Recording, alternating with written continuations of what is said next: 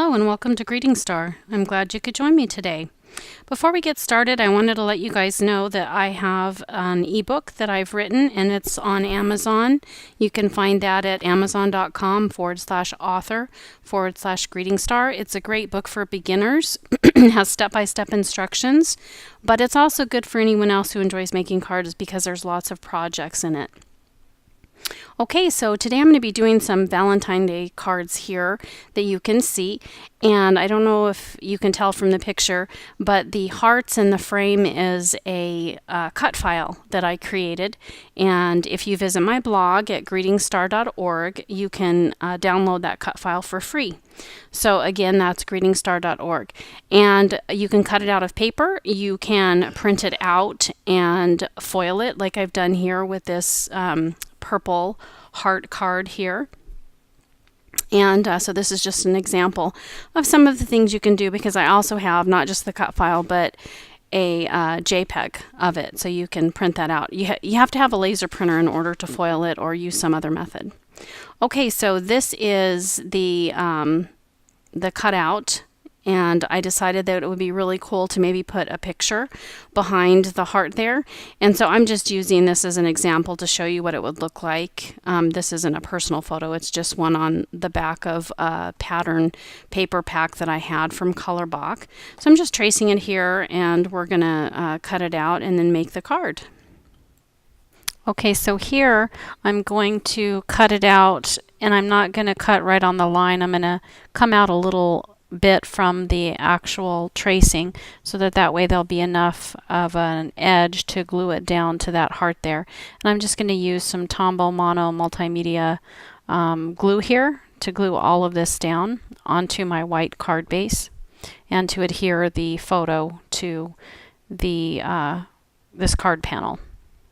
So you can see that here. It is a little bit messy, especially since the frame is so thin.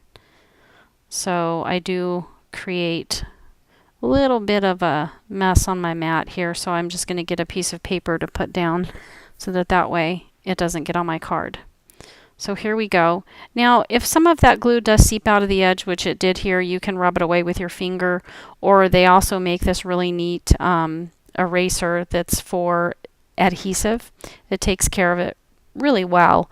So I'll link to that product down in the description below for you later.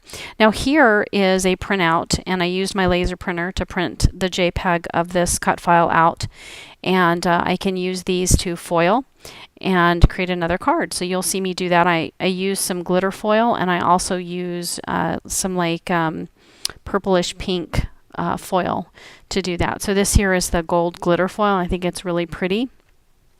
And later on in the video, you'll see that I also cut it out. Instead of foiling, I cut it out of some vellum, some gold vellum, and that's really pretty as well. So you can look ahead to that in the video later. So here is the purplish pink foil that I use. And I'm going back and forth here. And I'm just going to adhere this to a red front panel, and then I'll adhere that to a card base. Now the card base folds from the top, so basically you take an 8.5 by 11 piece of white cardstock and you cut it right down the middle.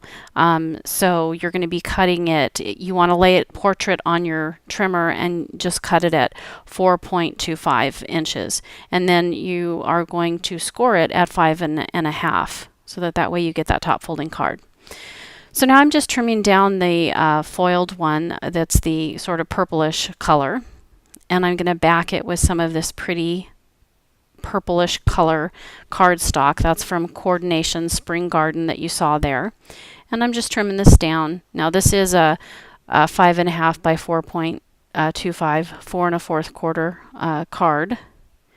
And this one is, instead of a top folding, I just turned one on the side because I happen to have that one handy. So it's kind of nice. You can do it either way. So there's that card. Now later on I did go and stamp some pretty flowers right around the inside edge of that large heart. And then I added some embellishments to that first card here with just a couple layers of those 2 red hearts that you see in the center. I just kind of thought there was too much white space, so I added those in there.